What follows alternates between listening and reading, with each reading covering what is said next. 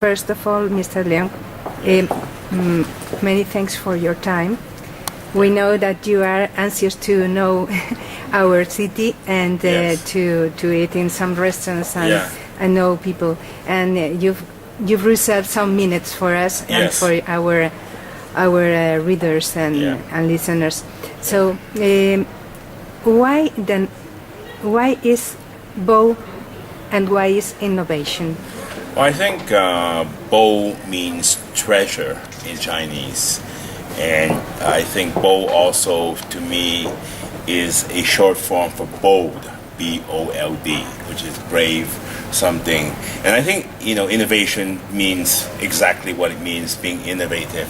And sometimes I think, in the culinary world, you have to be a little bit bold or brave to be innovative. So I think the name bow innovation is very fitting. I've taken your card and I've seen a heart inside your card. Yes. Is that heart inside your cuisine also? I think the heart or the passion is definitely inside the cuisine, and especially if you're being innovative, you have to be very, very passionate because you're doing something that is beyond something that you copy, something that you create, and to create something. You have to love what you create. Just as God loved His creation, I also must be very passionate, and I do love what I create. Self-learning, I think that's the headline of your life. Yes. So, which is the importance of having a very good learning, and which is the importance of being able to learn oneself? I think which is the part in a good. You are very creative, Yes. but not all the cooks are so. Yes. And the chefs are so Yeah. creative. Which is the balance? Which is the right balance between I think self-learning and in the kitchen, just as in an army, there are different. I would say, just as in army, just as in a chessboard, there are different pieces where certain individuals have certain duties. And I think in the kitchen, in an innovative restaurant or a restaurant that is very, very, I think, that is very a modern restaurant, something that's very different. You also will need a lot of creativity. But there's a lot of traditional restaurants out there that do not strive on creativity, but strives on doing the same thing over and over again, but doing it well. I think both is important. And I think in any restaurant, you must have chefs that are creative, but you also must have chefs that can replicate, that can, keep the quality, that can cook well. And these are craftsmen. And I think, they both have their, both of these, creative chefs. I think a working chef or chef that are very creative chef. I think both have their positions in the restaurant. I think both are vital to the succeed. Both are vital for the success of the restaurant. Both are. I think you're editing this. I hope. Okay. Both are vital to the success of a restaurant. Mm-hmm. So you must. If the restaurant it requires a bit of creativity, then the chef must be able to create. If the restaurant is a very classic restaurant, then you need a chef that can cook. But I can tell you one thing about But one thing I must say, you must have a balance between creativity and execution. You cannot start to create things that you cannot execute, and you cannot start to create food that no longer makes sense, that are no longer food. I think there must be a balance between the creativity and also the actual taste of the dish. Mm-hmm. A lot of chefs sometimes they tend to lead away, or they tend to go away from the actual purpose of food, which is to provide nourishment and also to taste good. And for that, a lot of degree of comfort. So you can make it creative, but it must be comfortable. Your restaurant is famous, you know. We did know about your restaurant here Yes. in Spain, Yeah. and I've been following Yes. the restaurant and you Yeah. for some years. Yeah. But you've told about taste, you've told about creativity, Yeah. you've told about good food. Yeah. But is good food enough to have a restaurant of success, or there are some other ingredients inside the dish? I mean, there's no special ingredients that create there's no magic created. There's no magic created. There's no magic ingredients to create, a restaurant. But I think, nowadays it's a lot.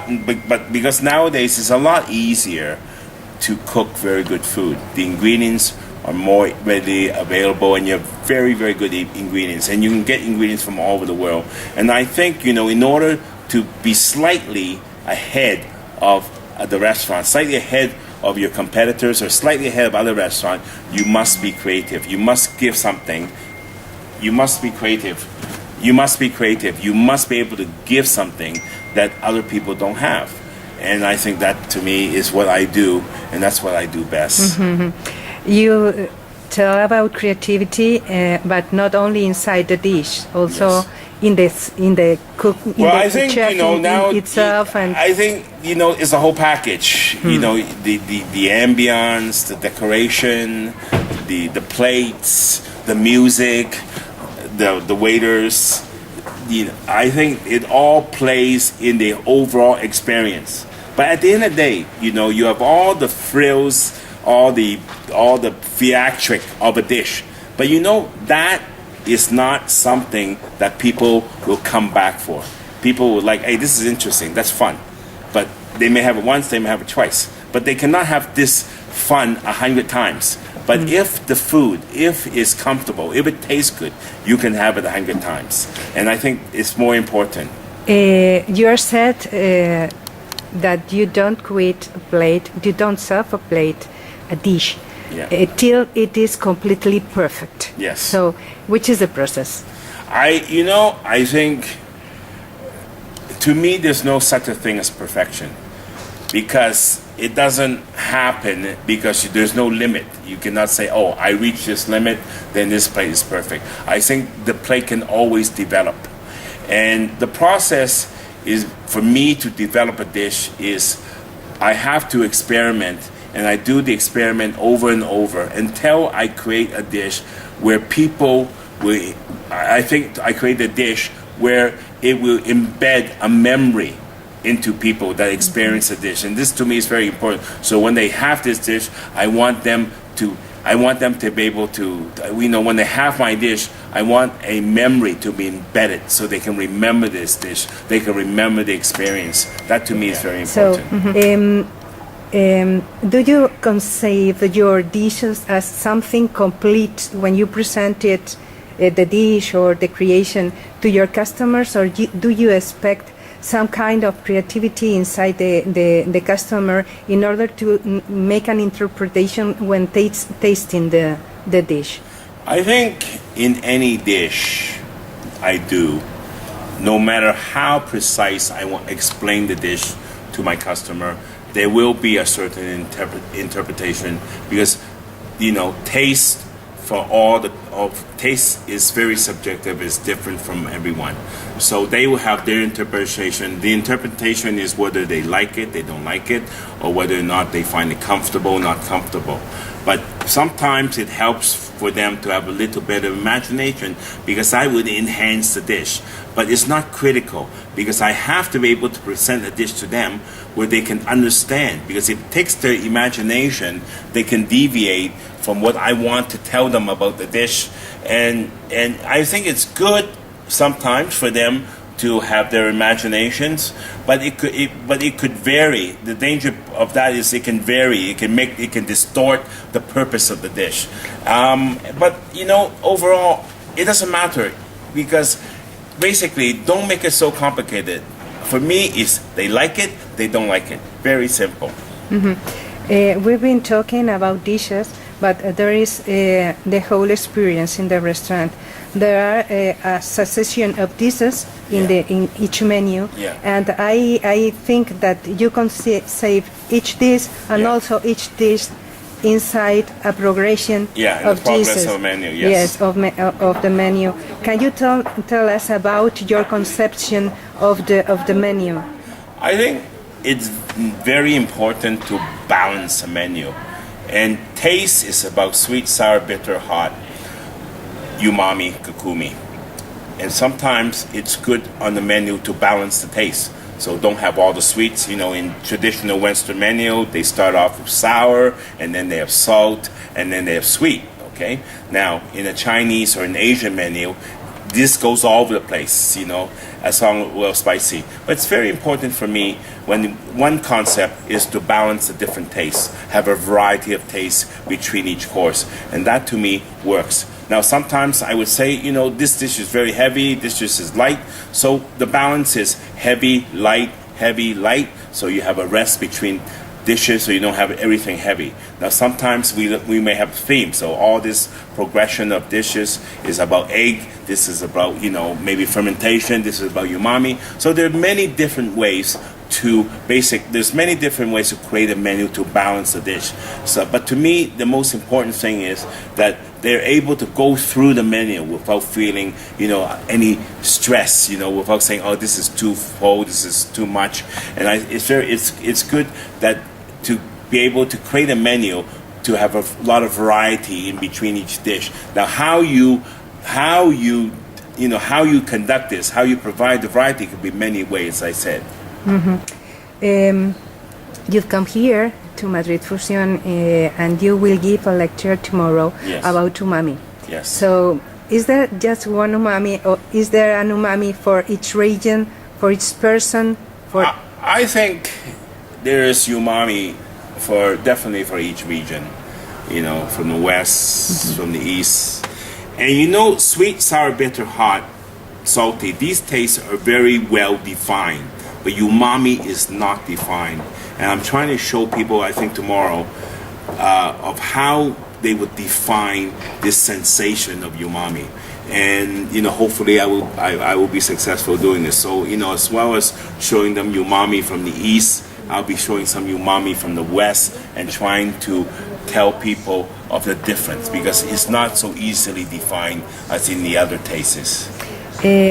There's just one bow innovation. Yes. But there will be more bow innovations in the world. I think I will be.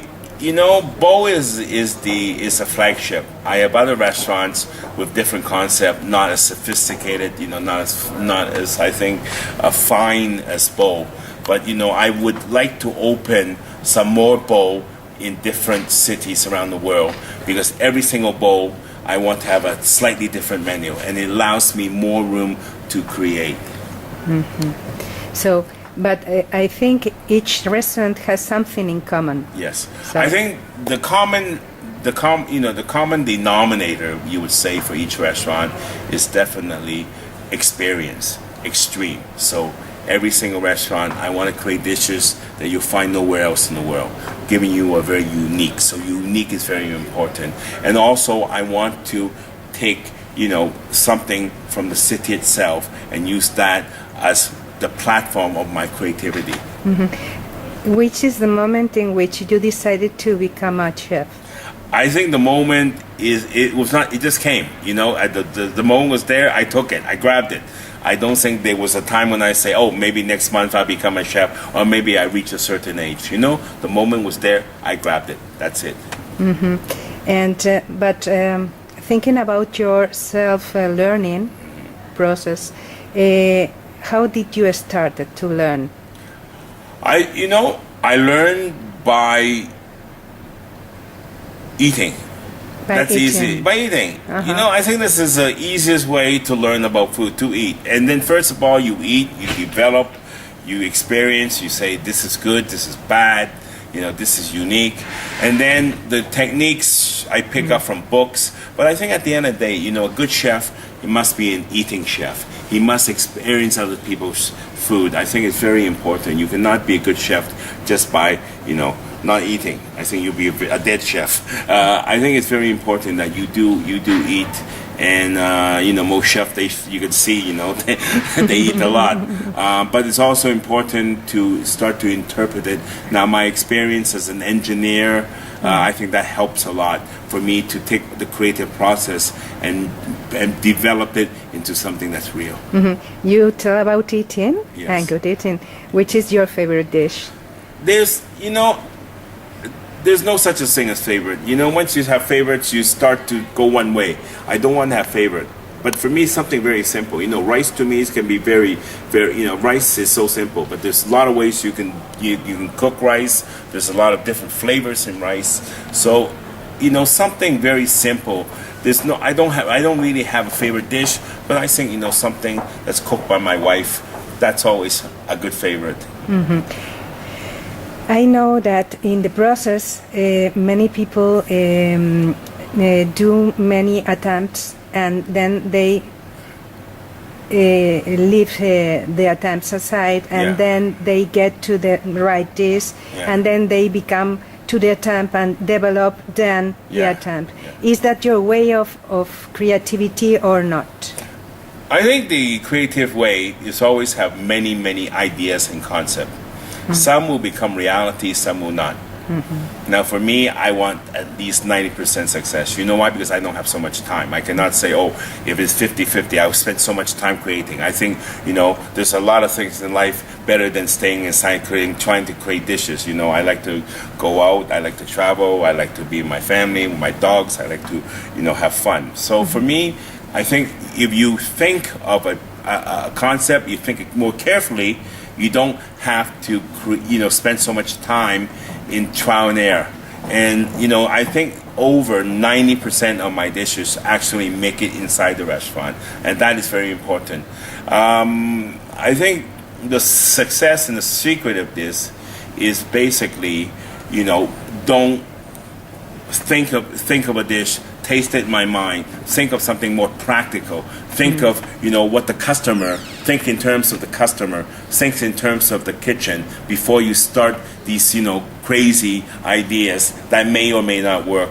And also, when an idea comes, it doesn't work this year, it may work next year, it may work 5 years from now, with new techniques coming in. Everything is possible. So the ones that don't work, I put it in the pile, but I don't throw it away. Sometimes, maybe 1 year later, maybe 1 month, maybe 1 day, I will go back and grab something and maybe rework it. Now, sometimes it may it may be in that pile, it never goes back into anything, but that doesn't matter.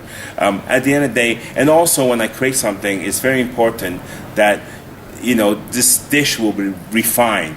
So if something's successful, over the period of time, it'll be refined. If something's not successful, I may take it out in a couple of years to try to make it successful again. And if that doesn't work, then I just throw it away. But the creative process keep on coming. There's always more ideas to play with. I think, for me, there's always more idea than there's time to play with the idea. I think you've been eating today at Diverso. Yes. And how was the experience? I think the meal at Diverso was very unique, and David does a very good job at his interpreting, Asian cuisine into his dishes. I think the food was well presented. It was very, very tasty, and that is very important. The food tastes good, and I had an exceptional experience there. This is not the kind of transgression that a customer could expect in your restaurant, I think. Well, I hope, that the customer comes to bowl. I think it's very important if the customer comes to bowl and say, hey, this is unique, this tastes good, I had a good experience, and I like to come back. And the cycle begins. So for me, it's very important that the customers say, I would like to come back, because that would be very important. That, to me, is a successful meal. So this is the key That's of the key. success. Yes. Thinking about the customer, not I thinking think about it's very itself. important that you think about the customer, because at the end of the day, I'm cooking for him or her and not for me. And and I think this, because this is, you want to sell a product, but not to me, to them, and I think it's very important. If I say some words, Yes. please tell me what do you associate with this word. Yeah. Tradition,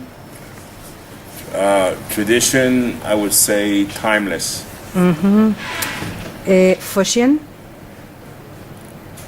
fusion, I would say conscient.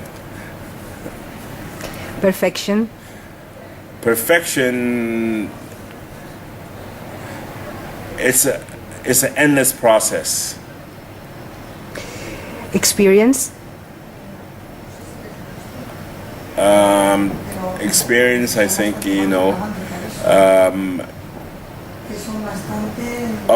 take the good, but always observe the bad.